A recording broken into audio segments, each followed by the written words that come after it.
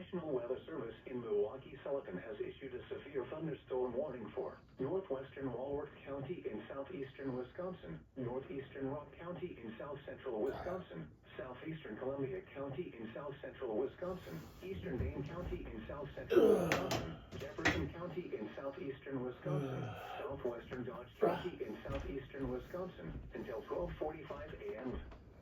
At 11:43 p.m., severe thunderstorms were located along a line extending from near Brookline to near Edgerton to near Janesville, moving northeast at 50 miles an hour. Hazard, 70 miles an hour wind gusts. Source, radar indicated. Impact, expects considerable tree damage. Damage is likely to mobile homes, roofs, and outbuildings.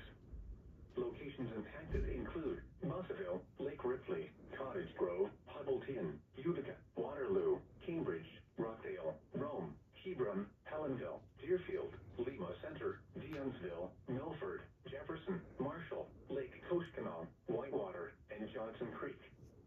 For your protection, move to an interior room on the lowest floor of a building.